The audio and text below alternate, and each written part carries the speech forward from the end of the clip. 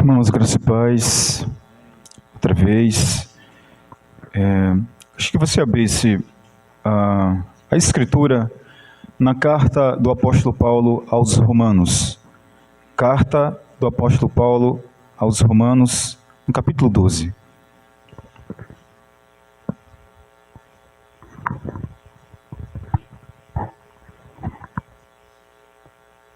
Leremos os versículos 1 e 2. O texto diz o seguinte: Suplico-vos, pois, irmãos, pelas misericórdias de Deus, de apresentar-lhes os vossos corpos em sacrifício vivo, santo e agradável a Deus, que é o vosso culto racional.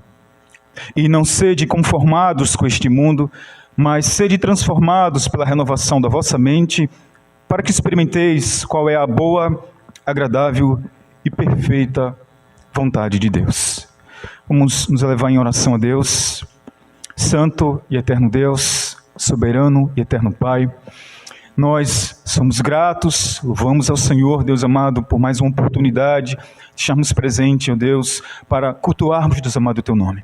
Deus, dá graça, Pai, para que a Tua palavra ela seja ministrada, e unicamente, Deus amado, seja o Senhor que fale e comunique, Deus amado, a nós, a Tua igreja, para que possamos sair edificados e alimentados com a Tua palavra, no nome de Jesus, ó Deus. Seja exaltado o Teu nome aqui, para a glória de Cristo, em nome de Jesus.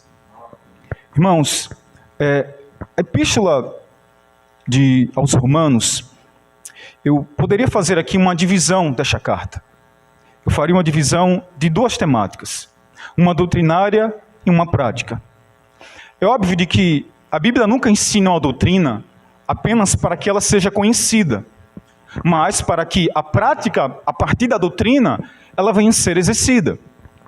E aqui, dentro da Epístola aos Romanos, naquilo que nós podemos chamar de teologia sistemática do apóstolo Paulo, Paulo vai apresentar um conteúdo doutrinário que vai do capítulo 1 ao 11º, e depois ele começa a abordar um conteúdo prático, que se inicia a partir do capítulo 12. E aqui é como se fosse Paulo tratando de uma ética cristã. A doutrina foi ensinada. Ok, agora se requer um dever cristão. E a partir do que Paulo exemplificou, do capítulo 1 ao 11º, falando sobre a graça de Deus, o caminho do caminho da salvação, o caminho da justiça de Deus, faz então-se a pergunta: quais são os frutos da justiça de Deus? O que é a vida da salvação? Paulo agora começa a abordar nesse capítulo 12 um conjunto de ética cristã para ser exercido. Esses dois versículos lidos aqui, ele é uma tese geral que Paulo começa a tratar para depois começar a especificar sobre questões relacionadas a dons, talentos, ministérios, vocações. Mas o começo aqui desses dois versículos, como eu citei, é como se Paulo tratasse da tese geral daquilo que ele chamará de um dever cristão prático para ser exercido na vida. Olhando para o texto, e aí nós podemos pensar aqui as várias traduções possíveis. Por exemplo, na tradução da Bíblia King James, o autor ou os tradutores começaram utilizando o verbo. Há outros, por exemplo, a NVI, começam utilizando a conjunção. E eu entendo de que o início desse versículo, com a conjunção, ela traz a melhor ideia correta da transição do que Paulo quer fazer, do conteúdo do capítulo 1 ao 11, iniciar agora o capítulo 12 com a outra temática. Por isso, quando você olha para a Escritura, e ele disse, portanto, irmãos, o portanto aqui, essa conjunção, Paulo está fazendo tudo que eu citei do conteúdo, do capítulo 1 ao 11, tudo que eu falei sobre o caminho da salvação, isso precisa ter um fruto. Não pode ser apenas um conhecimento doutrinário.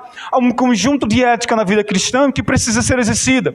Paulo tanto começa então com um portanto, e ele é o elo conector entre essas duas partes, para que ele comece então a retratar e falar dessa tese geral, aqui no versículo 1, quando ele fala, portanto, irmãos, ou suplico, pois, irmãos, pelas misericórdias de Deus. É interessante aqui, que Paulo ele não vai trazer aqui um modo indicativo, ele vai trazer um apelo. Paulo fala de rogo, outras traduções podem estar súplica, ou pode estar exortar, eu vos exorto, eu vos suplico, eu rogo-vos a vocês. Ele está trazendo aqui um apelo de um sentimento já existente no coração. E qual o apelo que Paulo está trazendo aqui para um sentimento existente no coração? Paulo agora aqui vai trazer a lembrança das compaixões e das misericórdias de Deus para aquela igreja para a qual ele estava escrevendo, que era a igreja em Roma. Quando Paulo ele faz esse elo, ele vai relembrar agora esses 11 capítulos, ao relembrar as misericórdias de Deus. É como se Paulo dissesse o seguinte: eu suplico a vocês, atentem com base nas misericórdias de Deus, em grato reconhecimento ao que Deus fez por vocês, ao perdoar os vossos pecados na cruz do Calvário em Cristo Jesus. E aí é necessário lembrar o que nós éramos. Aquilo que nós éramos, pensar da perspectiva de que nós herdamos uma natureza pecaminosa, daquilo que chamaram do pecado original, e aquilo que nós tínhamos de intelecto e vontade, lá do Adão, que é corrompido pelo pecado, em que nós tínhamos sim a inclinação, a partir da imagem e semelhança de Deus, de trarmos em nós os atributos morais deles, teríamos a capacidade, como Adão tinha, de amar o que é certo e odiar o que é errado. Mas a partir da queda, a partir do pecado, isso é distorcido. Então nós passamos a amar o que é errado e odiar o que é certo. Aquilo que é o divino passa a ter uma rebelia em nossos corações. E aí o que Paulo fala lá em Efésios, capítulo 2, versículo 2 e versículo 3, que nós andávamos segundo um curso deste mundo, inclinados para justamente as tendências de uma natureza pecaminosa, que era ilegal e rebelde contra Deus. Paulo está dizendo, ora, vocês nessas condições, sendo homens e mulheres, pelas quais, considerando a justiça de Deus, e aí nós estamos falando de uma justiça, em qual Deus ele quer como juiz, e ele pune, olhando para esses seres humanos, vendo seus pecados, não tem como, no homem e na mulher, caído em seus pecados, alcançar uma justiça, de tal forma, que pelas suas vidas, eles pudessem, diariamente, viver em obediência a Deus, e assim serem justificados. Os homens então, eles são nulos e inertes, e a base disso aqui, é que Paulo vai tratar então do capítulo 1 ao 11º de Romanos. É a tese dali do chamado oferta de Deus, de Cristo Jesus, para a humanidade, para que então esses seres inaptos, incapazes de alcançar uma justiça por si próprio, então pudesse ter um substituto dos homens e das mulheres. E aí então, é quando Paulo apresenta esse conjunto doutrinário anterior ao capítulo 12, o Cristo como substituto do homem e da mulher na cruz do Calvário, para que então esses homens pudessem receber a justiça de Deus pelo mérito de Cristo e fossem declarados justos. Paulo está fazendo agora, nesse conjunto, relembrar essa igreja.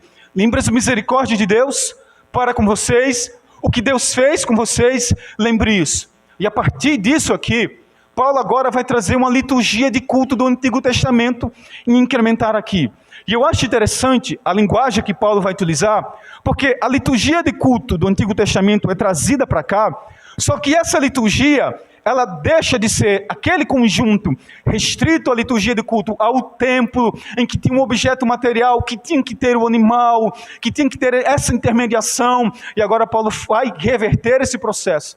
E a incrementação daquela liturgia, deixa de estar destinada apenas a um templo, a uma adoração apenas de um local restrito, e passa a ser a latreia. A latreia no hebraico é a vida do cultus, é o cultus, é a vida agora como um culto constante, em todas as áreas, em todas as esferas, é um culto para Deus.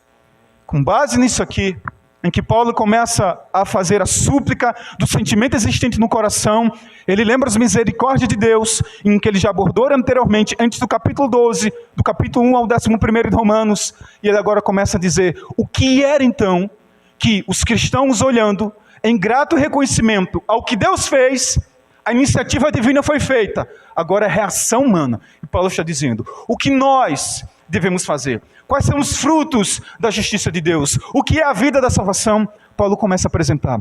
Olhe para o texto, quando Paulo ele fala, suplico-vos, pois, irmãos, pelas misericórdias de Deus, de apresentardes. Esta palavra, em que Paulo está utilizando aqui, no original grego, ela não traz em si a ideia de sacrifício. Mas o que Paulo quer dizer aqui, com base no que ele fala em Romanos capítulo 6, versículo 13, Paulo diz lá nessa passagem, quando ele fala: não apresenteis os vossos membros como instrumentos de iniquidade para o pecado, antes apresentai-vos a Deus como mortos, como vivos dentre os mortos, apresentando os vossos membros como instrumentos de justiça para Deus. Nesse sentido, a apresentação, o termo utilizado e a tradução que Paulo utiliza no versículo 13, quando ele utiliza aqui nesse versículo 1 do capítulo 12, é a ideia de expressar, de colocar o corpo ou à disposição de Deus ou à disposição do pecado. Paulo está colocando isso aqui, é como se no ato consciente, porque agora o homem e mulher cristão, o homem e mulher de fé que foi alcançado, não tem mais a sua mente entenebrecida pelo pecado. Ela não está mais escura. Você agora pode alcançar o entendimento da Escritura, o entendimento da vontade de Deus. Paulo então está dizendo para esses cristãos: orem para as vossas vidas. Os seus membros não sejam instrumentos para o pecado. Ao contrário, sejam instrumentos para Deus. E Paulo está falando de uma totalidade aqui. É como se isso aqui, ele fosse um ato consciente, volitivo, um ato único que é sucessivo. Eu vou tentar aqui exemplificar com algo prático. Quando você vai se casar, ou aqueles que se casaram, e esse é o ideal, eu nem penso na perspectiva mundana, mas dentro daquilo que a Escritura trata, quando um homem e uma mulher, eles se casam, é um ato único, é uma decisão única. Eu vou me casar. Esse ato em que você decide, você só entra uma vez dentro da igreja para se casar. Você não entra duas vezes para se casar. Você se entregou a uma disposição: eu vou ser fiel a este homem, eu vou ser fiel a esta mulher. Mas o casamento, ele precisa ser continuamente alimentado a um processo de fidelidade. É como se Paulo quisesse dizer isso aqui. É um ato consciente deste corpo, em sua totalidade, consciente em um ato único. Eu quero apresentar, eu quero entregar, não no sentido aqui de salvação. A salvação já foi posta por Cristo. Agora, a iniciativa divina, ela requer a resposta humana. A resposta humana no sentido, a justiça de Deus precisa dar frutos. E frutos acontecem em nossa vida. Então, um ato de consagração a Deus, em que esse ato, ele é contínuo. Eu decido pegar este corpo, com toda a minha conjuntura de ser, e apresentar a Deus como um ato único, definitivo, que tem continuidade. Por isso Paulo fez o apelo. É com base na misericórdia de Deus. Apresentem. Continuando o texto, Paulo está falando apresentar. Mas qual é o elemento que Paulo quer abordar aqui dessa ética cristã que deve ser apresentado? No versículo, na continuidade do versículo, ele fala: de apresentardes os vossos corpos. Veja, primeiramente, Paulo não está fazendo aqui uma teologia de santificação do corpo em oposição ao espírito.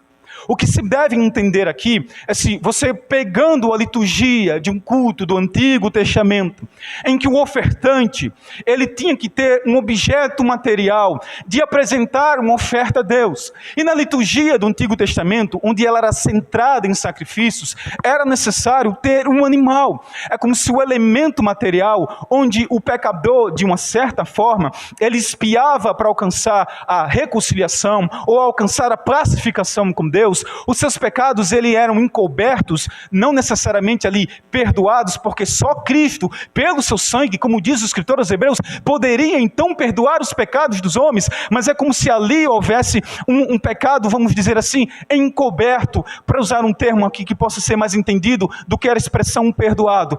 O Paulo está então utilizando aqui a figura do corpo como uma personalidade individual, mas ele representa todo um ser. Paulo está utilizando aqui de que quando eu vou apresentar numa decisão única e ato, naquilo que eu usei modo comparativo ou casamento, de que esse elemento aqui, que constitui o meu intelecto, que constitui as minhas vontades, e aquilo que é externalizado, do que eu vejo, do que eu penso, do que eu falo, do que eu escuto, e do que eu pratico, isso deve ser apresentado a Deus. E de como é que isso deve ser apresentado a Deus? E aí Paulo então, usando essa liturgia do Antigo Testamento, ele fala: apresentardes os vossos corpos em um sacrifício vivo. Porque, obviamente, a liturgia lá do Antigo Testamento, como aqui eu citei, ele requeria o alimento material. Era o corpo do animal. Mas o ofertante, ele ofertava, e era o animal que tinha que ser morto. E eu poderia resumir isso aqui. O livro de Levítico, ele aborda 4 tipos de sacrifícios que faziam parte daquela liturgia do culto do Antigo Testamento. Mas eu quero sintetizar em 2, que elas se encaixam bem dentro disso aqui do que o apóstolo Paulo está falando. A primeira era a oferta do pecador, em que ele buscava a expiação, como eu disse, a busca da reconciliação, a busca da pacificação com Deus por causa do seu pecado. Mas ele ofertava isso antes da reconciliação. Quando ele fazia oferta, em que Deus o aceitava, logo após, ele trazia um outro tipo de oferta, que era oferta de gratidão, chamada de holocausto.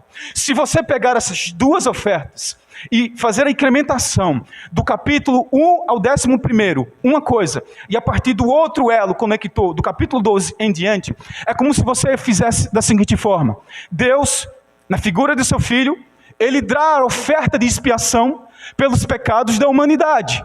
Então ele dá a oferta para que os pecados sejam expiados, agora sim perdoados, e possa reconciliar o homem que estava agora inimizade com ele, para ter a paz com ele. É a iniciativa de Deus. Essa é a oferta de expiação, a propiciação do sacrifício de Cristo.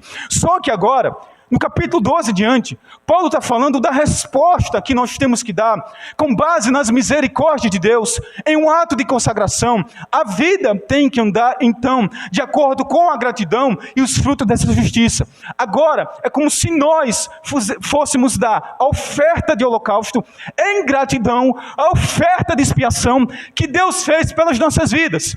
Agora, se somos nós que trazemos essa oferta, o elemento material, que era o animal, ele não se faz presente aqui, porque nós estamos agora em uma nova aliança. Mas Paulo, utilizando dessa linguagem do Antigo Testamento, ele diz: apresentem o ato volutivo, único e definitivo de consagrar a vida a Deus, não apenas para a separação do pecado, mas para serviço dele. Então, em sacrifício vivo, diferente dos animais que eram mortos, agora sou eu e você que é um sacrifício vivo. Eu vou usar aqui, pensando como é que nós podemos colocar isso na prática.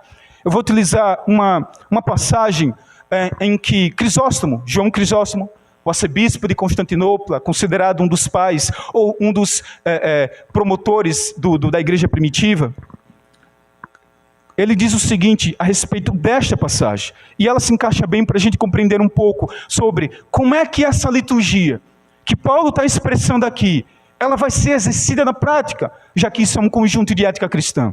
Ele diz o seguinte: como pode um corpo se tornar um sacrifício? Deixe que o olho não veja nada mal e ele se torna um sacrifício. Permita que a língua não diga nada vergonhoso e ela se torna oferta.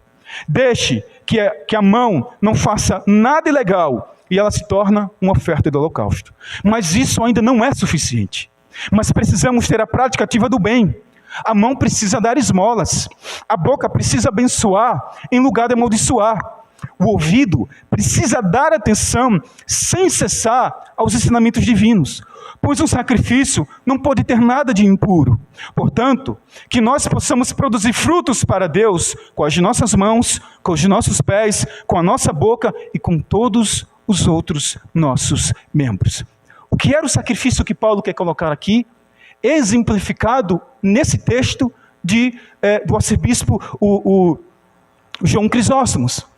A ideia é de que quando eu consagro em um ato definitivo, da qual eu não retorno para trás, e ele é alimentado continuamente, eu tenho as esferas de que o culto do Antigo Testamento, que era centrado dentro do templo, ele modifica, e agora eu passo a ser uma expressão na minha vida de culto a Deus constantemente em todas as áreas. Por isso ele falou dos membros, lá no versículo 13, para não apresentá-los como instrumentos de injustiça para o pecado, mas como instrumentos de justiça. Justiça no sentido de viver o que é correto, de praticar o que é correto e de viver aquilo que é correto. A expressão toda é de um ser sendo colocado.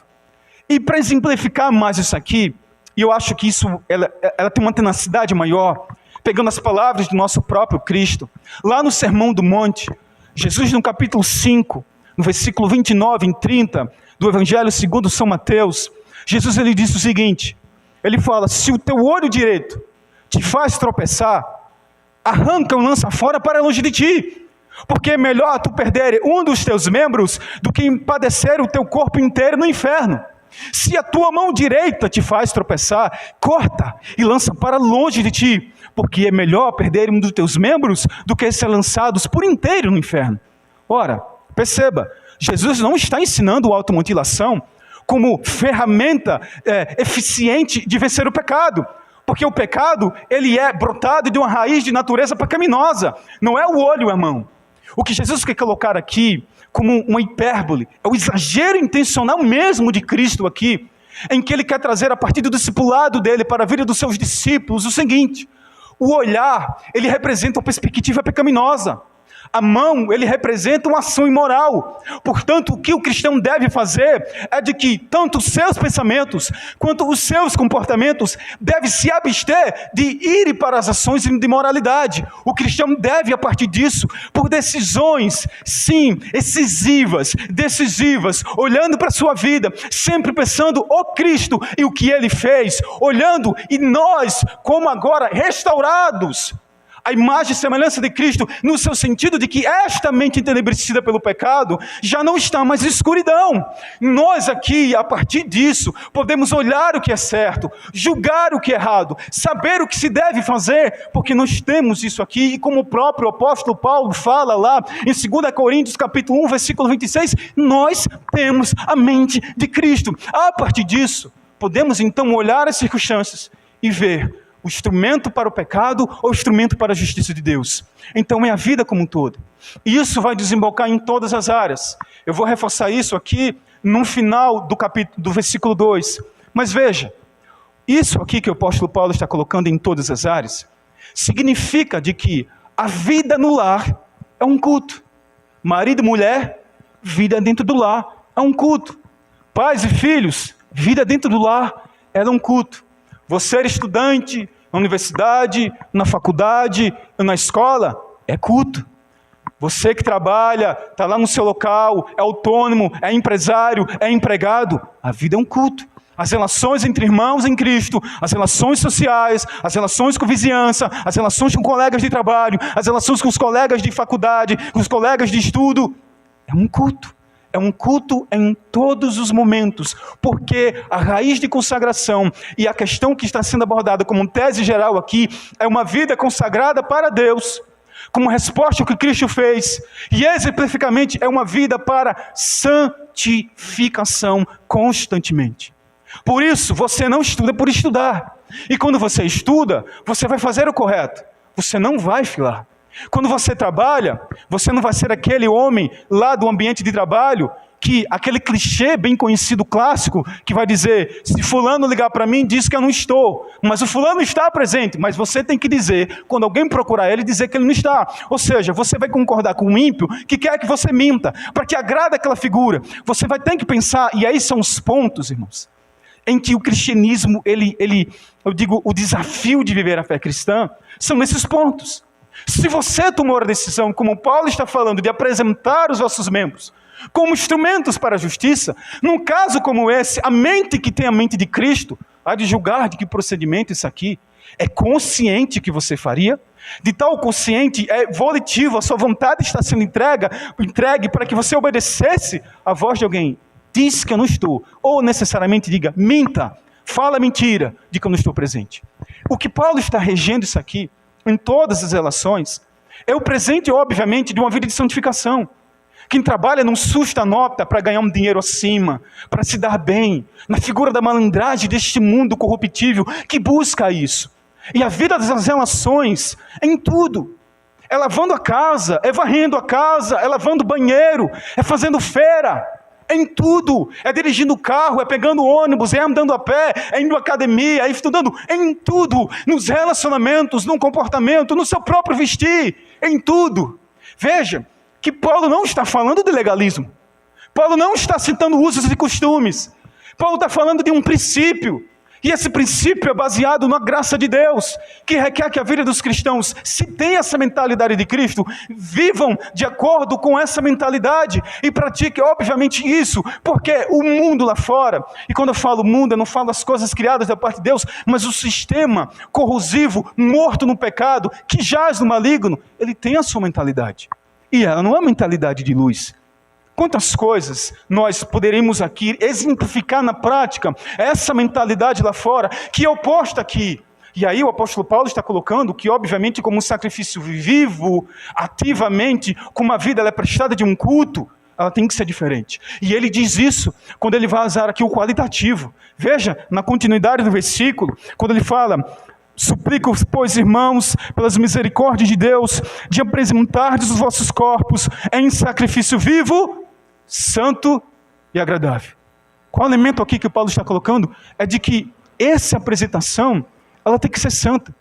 Lá no Antigo Testamento, o ofertante que ia apresentar o animal, não poderia apresentar nenhum animal com defeito. Deus falou isso em Números, e exigia que os animais fossem sem defeitos.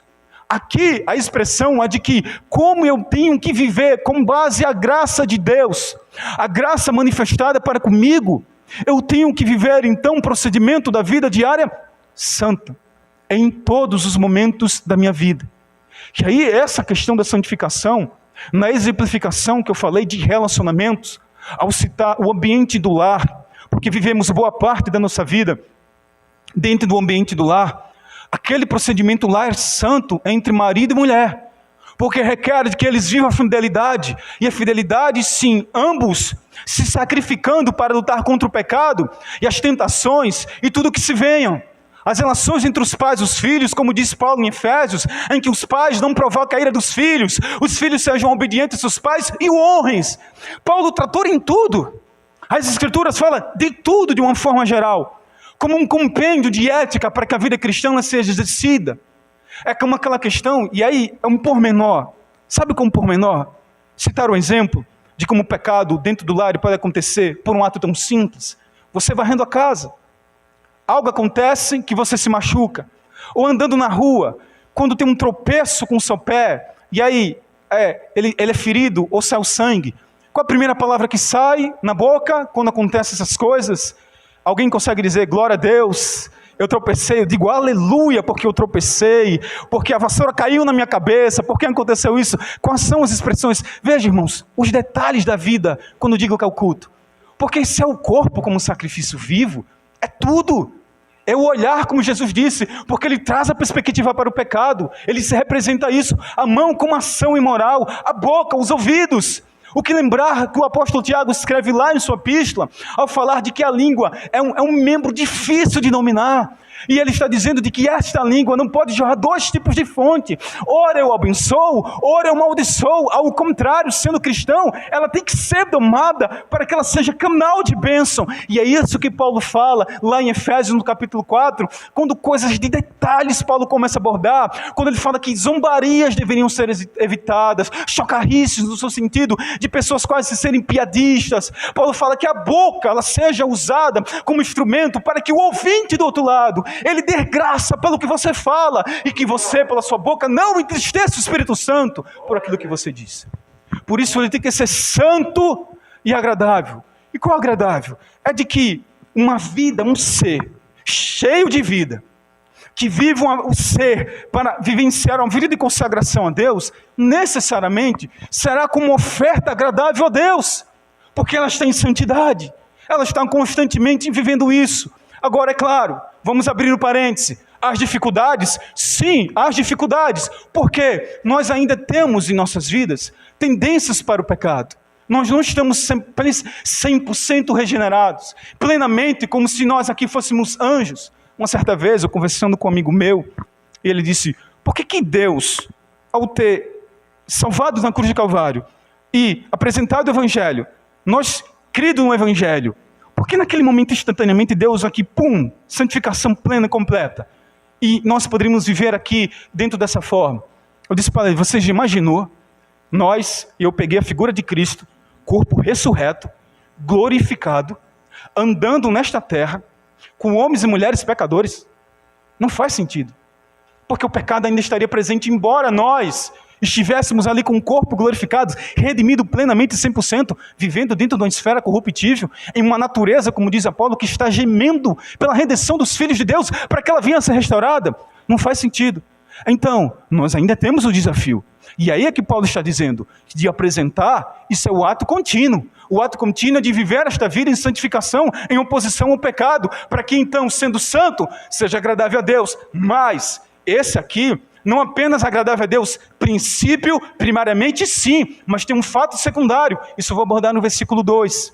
Veja, Paulo, para terminar esse versículo, falando de apresentar os corpos, apresentar a vida como um sacrifício vivo, continuamente, santo e agradável a Deus, ele termina esse versículo 1, dizendo que isso é o culto racional. É o meu e o seu culto racional.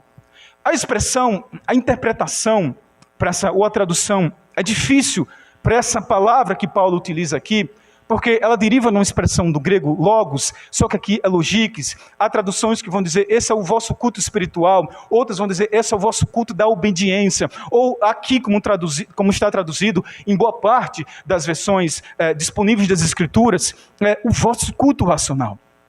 E aqui, o entendimento aqui, é de que, com base em tudo isso que já foi exposto, principalmente com a graça de Deus manifestada, é a consciência. Paulo está dizendo, o vosso culto de entendimento, que vocês compreendem, é o vosso culto da obediência. Logo, isso só é possível a uma racionalidade das pessoas compreenderem, entenderem, absorverem e praticarem. Qual é o culto racional? O culto racional é, com uma expressão de um teólogo, não me foge o nome dele agora nesse momento, mas ele dizia o seguinte, se eu fosse um rouxinol, eu faria aquilo que é próprio de um rouxinol. Se eu sou um filho de Deus, eu vou louvar e obedecer ao Senhor. Ele interpretando esse sentido do texto aqui, do vosso culto racional. Ora, se eu sou um filho de Deus, se você é um filho de Deus, a única resposta lógica, por isso eu entendo de que é correto essa interpretação, culto racional, a única resposta lógica, a graça de Deus, é obediência. E a obediência tem a ver com entrega e santificação, como está disposto aqui no versículo. Mas veja, para ir para a parte final aqui do sermão, Paulo citando essa passagem, ele vai dar a continuidade do versículo 2. No versículo 2, Paulo vai começar com a conjunção i aditiva. No capítulo 12, no versículo 1, ele faz a transição, o elo conector do capítulo 11, o encerramento de todo aquele conjunto doutrinário, para o começo do capítulo 12, usando a conjunção portanto. Ela foi um elo conector para começar um novo conjunto agora de conjuntos práticos para a vida cristã. Paulo agora começa o versículo 2 com uma outra conjunção, só que ela é aditiva no sentido de complementaridade ao que ele fala no versículo 1. Ele diz, e não sedes conformados. Não sede conformados. A expressão conformados aqui, que Paulo utiliza, essa expressão no grego, ela tem a ideia de imitar, de postura. É que o Paulo está dizendo aqui, utilizando o advérbio de negação não. É como se nessas duas expressões, irmãos, Paulo tivesse colocado tanto o advérbio de negação e tivesse colocado o advérbio de intensidade. A negação tem que ser intensa. É como se ele dissesse, não vos conformeis. Dissesse, negação intensa, não conformidade. Mas o conformar no original grego é imitar algo. Imitar algo tem uma postura com algo. Paulo está dizendo, não imitem, não se moldem, não tomem a postura deste mundo. Não imite as questões reinantes deste século. Paulo então está dizendo de que a continuidade de estar vivendo uma vida de disposição, de entregar-se a Deus em todas as áreas da vida, como aqui eu citei, ela requer também olhar para este século, não se conformar com ele. E aí qual é o elemento então descrito para ser o objeto a ser não conformado, negado, não imitado, não tomada a sua postura? Paulo está dizendo aqui, não sede conformados com este mundo. Em outras traduções vão estar com este século. Ora, Paulo está dizendo de que existe um modelo a ser rejeitado. Há um novo modelo padrão para ser compreendido e executado. O modelo a ser rejeitado, Paulo apresenta aqui como sendo este mundo ou este século. E aí, para que possamos compreender um pouco, eu não vou nem me ater à contextualização da época do apóstolo Paulo, mas eu quero trazer para o nosso ambiente, para essa era de modernidade, e fazer umas pinceladas e abrindo parênteses para que a gente possa compreender o que é a mentalidade que eu disse em que nós temos a mente cristã, nós temos um tipo de mentalidade. Este mundo tem um outro tipo de mentalidade. Paulo está dizendo, essa aqui, ela não deve ser imitada. Nós não devemos tomar a postura deste mundo, ou deste século. E quando falamos aqui mundo, o século aqui, entendemos o sistema no seu sentido corruptivo, corrosivo, presente. E outra questão, Paulo ao falar século, que seria melhor a tradução aqui, ele faz o contraste com a era por vir. A era por vir é o destino pela qual eu e você estaremos. Não é isso aqui. Aqui é a vida da passagem em que nós vamos vivendo enquanto Cristo assim não retorna para levar a sua igreja. Lá era por vir. Paulo está fazendo esse contraste, que o cristão não deve se conformar com isso aqui. Agora, Paulo está dizendo, negando ou falando de que o seu vizinho é o inimigo, o seu colega de trabalho, o seu parente não cristão, ou o seu colega de faculdade ou de escola é o inimigo? Absolutamente não. Não é essa a questão, não é esse conflito, não é essa guerra necessariamente. Há um conjunto de coisas que eu gostaria de aqui abrir um parênteses simplesinhos para que a gente pudesse aqui compreender. Veja, a questão da modernidade, ela construiu algo, o chamado túnel do construto, em que eles enxergaram de que era necessário fazer uma ruptura. Nós tínhamos então uma ideia de Deus, uma ideia do divino, a ideia do celeste, a questão escatológica, a questão de providência, aquilo que nós chamamos de transcendência, ou seja, a vida para além dos seres humanos, onde a vida última do homem era o homem para Deus, onde as coisas eram interpretadas a partir do divino. Quando nós chegamos ali na Idade Média, a partir do Iluminismo, você tem as mudanças. É agora o homem o centro do mundo. A interpretação começa a ser feita em de que interpretar o mundo não é a partir do divino, é a partir do homem. Nessa mudança, há uma reinterpretação de Deus, de significado do que é bom, do significado de providência. Não é a providência dos homens que esperam em Deus, é os homens agora dizendo, nós podemos, por nós mesmos, porque nós temos uma fé no progresso, e a fé no progresso vai então trazer aquilo que nós necessitamos. E aí, o que é que a modernidade trouxe com o passar do tempo? As ideologias, tanto passadas quanto as ideologias contemporâneas, começaram a trazer para a vida do homem a ideia escatológica de uma vida redimida, transformada para o porvir, em Cristo, ela é alterada. E os homens começam a pegar essa escatologia e dizer, nós podemos aplicar isso aqui, a partir da ciência, a partir dos avanços tecnológicos, nós podemos agora vivenciar e ver que no progresso nós temos aquilo que nós necessitamos. A providência não é mais de Deus, a providência vem do próprio homem. E nessa figura, como eu citei aqui, quando você olha para o cenário europeu hoje, a Europa é um continente pós-cristão, totalmente secularizada, com pessoas que não conhecem sobre a vida dos apóstolos, sobre a vida de Cristo. Alguns nem entendem porque se comemoram Páscoa ou se celebra o Natal do ponto de vista cristão.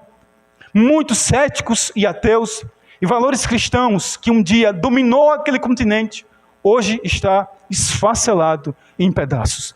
Esse é o homem olhando para o progresso. E não apenas isso. E aqui vai uma tonalidade ainda mais forte. Porque nós temos apenas isso. Nós temos valores a serem desconstruídos. Há uma ética utópica em que você olha os valores tradicionais e esses valores precisam serem corrompidos. É aquela ideia em que, quando lá na década de 60, principalmente ali em 1968, aqueles movimentos chamados revolucionários dos jovens, lá em Paris, onde eles começaram a pensar de que na luta em que eles travavam para mudar uma forma de modelo econômico, eles pensavam, não adianta menos mudar o modelo econômico, tem que mudar a forma de pensar das pessoas. E isso começou a ser penetrado aos pouquinhos, dominar a cultura. E aí então começou a criar os rótulos. E nesses rótulos passam a olhar cristãos, homens, os brancos, como oposição aos negros, às mulheres, aos grupos de LGBT, como minorias, classificar quem pensa contrário a eles como fobias, para que o pensamento contrário ao cristianismo, ele se faça presente de forma absoluta dentro da sociedade. Esses valores, essa mentalidade que está presente no mundo, em que você que é pai, você que é mãe, porque isso eu já ouvi assistindo um filósofo cristão no YouTube, ele falando sobre um dia que ele estava em casa e chegou a sua filha, disse: pai, uma criança de 9 anos, disse: pai, hoje a aula lá na escola foi sobre poliamor. Pai chegou a tomar um choque. Como? Poliamor, pai. Lá estava falando sobre a normalidade de um marido, de um homem se casar com 3 mulheres, eles verem dentro de um lar. De uma mulher se casar com 3 maridos, normalmente dentro do lar. Agora você já imaginou a estrutura social, essa engenharia, de você ter um homem com 3 mulheres, ou uma mulher com 3 homens dentro do lar, onde ela vai ter um filho de cada um, isso dentro do ambiente social? Quais os parâmetros ali entre a figura do pai e a figura da mãe? As distorções sobre isso. É por isso que nessa definição de linguagem, o casamento foi distorcido. Casamento não é mais, entre aspas, a figura de um homem e mulher e sua prole. Casamento também é, segundo essa tentativa de mudar a linguagem, a narrativa, o significado, o casamento é agora também a figura de um homem com um homem, a figura de uma mulher com uma mulher. Porque o conjunto de casamento, outrora, a partir do divino, tem que ser disposto. O progresso está avançando, os conceitos têm que mudar. E isso vai entrando. A ideologia de gênero. Você que é pai, que é mãe, pode chegar algum momento lá na sua escola, porque lá é esse ambiente que pode ser influenciado. Eu vivi isso, posso falar um pouco com propriedade, porque eu estudei tanto na universidade particular quanto na universidade pública, e o que eu vivi era muitos dos professores sendo proselitistas. Não é a figura daquele chamado mestre, que ele tem um conteúdo para transmitir o conhecimento para uma classe de alunos, mas para uma influência de uma ideologia, de conceitos e valores. E obviamente ali, quantas aulas eu não via, é como se fosse um hobby. Você fala mal do cristianismo, você fala mal das escrituras. E muitas das vezes, irmãos, de uma ignorância profunda. Você vê alguém, um doutor, formado em filosofia, doutor nisso, doutor naquilo, mas quando se referia às escrituras, a maior ignorância. E aí basta só um pouco de conhecimento. E aí é o incentivo para aqueles que estão estudando, que pretendem entrar numa faculdade, cursaram cursos, e olha que eu tive 2 cursos em área humanas, e sei muito bem disso, como é aquele terreno. Basta quando você tem um conhecimento, e não apenas das escrituras, a recomendação de você ler livros. Leia livros cristãos, leia livros filosóficos, históricos, teológicos, políticos, éticos, que você confronta com aquelas ideias, e você desmascara a obscuridade de uma tentativa, de uma mentalidade, de solapar os conceitos e valores do cristianismo, de casamento, de pai, de mãe. Nós podemos aqui, para concluir essa síntese, fazer uma observação. Mas veja, quando você pensa agora, no dia 9 é o dia dos pais. Não sei se os irmãos viram, mas você teve um comercial da Natura, que a capa do comercial da Natura era a figura de uma mulher que se diz homem. Em essência não mudou. Você pode fazer o que quiser. Pode botar silicone aqui, silicone ali, fazer o que for. Deixar que o cabelo se faça parecer como mulher, ou cortar o cabelo para se parecer com homem. Seja todas as tentativas disponíveis na ciência para mudar o perfil externo. Continuará sendo homem, continuará sendo mulher. Mas esses são os valores sendo corrompidos. Esses são os valores que buscam. É isso que Paulo está dizendo. E a negação tem que ser intensa. A negação para aqueles que são cristãos tem que ser intensa. Não imitem a postura desse mundo. Não vos conformeis. E a não conformidade, Paulo está dizendo, se segue com algo. Disse, nós vamos caminhando, não se conformando, mas ele diz, mas transformando-nos. Veja, ele diz, não sede conformados com este mundo, mas sede transformados. A palavra que Paulo usa para transformação aqui no grego, ela tem um sentido orgânico, quase como sentido natural. ela brota de um princípio de vida que tem que se manifestar, é ser transformado. Isso aqui é uma dupla exortação. A dupla exortação são 2 atos contínuos na vida cristã que nós vamos vivendo. De um lado, eu vou vivendo a minha vida tomando uma postura de não imitar este século, os valores desse século, oposto daquilo que eu creio. E por um lado, eu vou sendo transformado deste lado. Mas transformados pelo quê? Paulo diz, transformados pela renovação da vossa mente. A ideia de Paulo aqui é um poder renovador, moral, praticado pelo Espírito Santo. É a ação do Santo Espírito que faz com que a mente do cristão compreenda, ao compreender, ele possa exercer isso numa vida prática. Essa renovação de mente, o sentido metanoia, aquela palavra muitas das vezes entonizados em congresso de jovens, adolescentes, acampamentos, aqui é muito mais profundo. A ideia aqui dessa transformação, é óbvio, é a ação do Espírito Santo, que impacta a consciência. Eu olho para a minha vida aqui, e sei muito bem, se eu pegar um livro de um ateu, se eu pegar um livro de um agnóstico, de um cético, eu vou ler e não vou ser influenciado por nada. Eu busco querer conhecer o pensamento dele, mas aquilo não me influencia, porque esta mente aqui já foi transformada. O que se coloca lá fora, quando a gente vê essas questões, e veja, o princípio cristão é de respeito. Quando eu falei da questão que nós temos que viver esta vida cristã aqui, em oposição a este mundo, em não conformidade, intensamente, significa de que, como princípio cristão, o respeito. Porque no outro lado existe uma figura, um homem ou mulher, que é uma criatura, que ainda tem ali o restício da imagem e semelhança de Deus. Ele não é, como Paulo fala, o meu inimigo primário, não é contra a carne nem o sangue. Ali é sempre o ato da misericórdia de quem pensa contrário a mim. Mas pensar contrário a mim não significa de que eu tenha que concordar com os pensamentos que dessas ideologias soltadas fora, esses conceitos, esses valores. E entenda, a tendência é cada vez mais, isso está crescendo, isso sendo cada vez mais propagado e divulgado. As redes sociais, Facebook, Twitter, Instagram, tudo isso, não adianta, é como disse o bispo McAllister, vai chegar algum momento em que os cristãos vão ter que criar uma rede social para poder então se comunicar, porque é obviamente que no fundo, no conjunto de tudo isso, todo o englobamento desse sistema, isso faz parte, isso é propagado, isso é divulgado, isso é tanto, de que nós temos uma lei no estado da Paraíba, em qualquer ambiente que você entrar em um estabelecimento comercial, você vai ver aquela placa da lei. A discriminação contra os grupos LGBT é crime sujeito passível a multa. Ora, como cristão, eu tenho que fazer uma discriminação porque ele é um homossexual? Obviamente não. O fato é que, do ponto de vista de conhecimento, de valores, nós somos opostos. Mas ele é um ser humano ao qual eu respeito.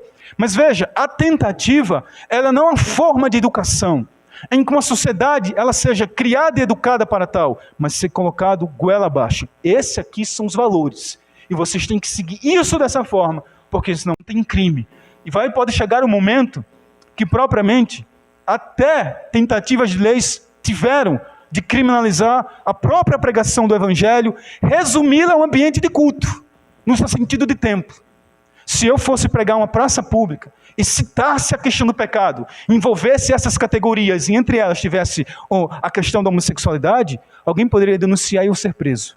Paulo está dizendo, esta mentalidade tem que ser rejeitada, não se pode mudar imitar essa postura, nós temos que estar sendo transformados continuamente pela essa renovação do vosso entendimento. É o entendimento sendo modificado. E aí, para concluir, Paulo diz que nessa não conformação com os valores presentes neste mundo aqui, que muda a ideia do divino, em que a ideia escatológica da era por vir cristã, ela é transformada para cá, em que o homem então com a fé no progresso, no avanço, diz, nós temos isso aqui, nós conquistamos, nós não precisamos de Deus. Paulo está dizendo que isso não deve ser imitado, não devemos nos conformar, temos que estar em constante estado de transformação, no entendimento pela qual nós compreendemos então a vontade de Deus, e aí podemos experimentar. No texto Paulo diz, para que experimenteis qual é a boa, agradável e perfeita vontade de Deus. O termo experimentar aqui não é você provar se a vontade de Deus é boa, agradável e perfeita. É no sentido de apreciar. O que é que Paulo quer dizer aqui?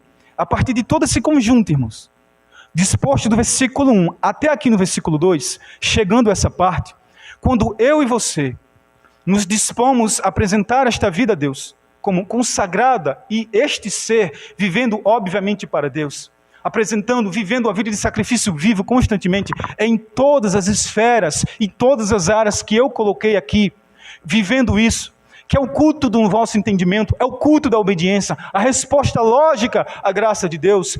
Vamos vivendo, olhando aos valores que estão ao nosso redor, não imitando, rejeitando isso aqui, tendo a transformação do entendimento, que se volta para o entendimento correto, que se volta para a transcendência da vida para Deus, que está nele, é a nossa vida última para Ele, nós, vocês, todos nós, vivendo esta vida última para Deus. A partir disso, nós poderemos experimentar, no seu sentido de apreciar, que isto é a vontade de Deus, que ela é boa para a nossa vida, que ela é perfeita para a nossa vida, que ela é agradável para a nossa vida, no seu sentido primariamente para Deus. Mas veja, há frutos disso, da mesma forma que é para Deus. Quando eu vivo isso aqui, isso é boa para o marido, é boa para a esposa, é boa para os filhos é bom para os pais, é bom para os irmãos que se relacionam na igreja, é bom para os meus parentes, é bom para os meus vizinhos, é bom para os meus colegas de faculdade, é bom para os meus colegas de escola. Isso aqui é bom. Por quê? Isso aqui é bom. Porque, obviamente, esses frutos aqui vão proceder em que a graça de Deus, com base em todo esse processo aqui, a comunicação, aquilo que o pastor e teólogo congregacional Jonathan Edwards falava, é como se houvesse a comunicação de Deus para a nossa alma, de que está bem, ou de que tudo está bem. Irmãos, como é diferente vivenciar uma vida cristã, do ponto de vista da disposição. Eu estou falando no sentido da disposição, quando eu tenho uma noção do pecado, tenho uma noção do que é esta era que nós vivemos, e do que Deus fez por mim, quais são os valores a partir da graça de Deus, e o quanto que isso pode haver de resultado na minha vida vertical e na minha vida horizontal. Como que isso muda, e muda muito. O lar passa a ser uma outra coisa diferente. Se você acorda, e você sabe, obviamente, nós podemos tropeçar. A Bíblia não está falando que, obviamente, que nós não podemos tropeçar. Paulo fala, aquele que está de pé, cuide para que não caia. Mas a vida do lar é santificada.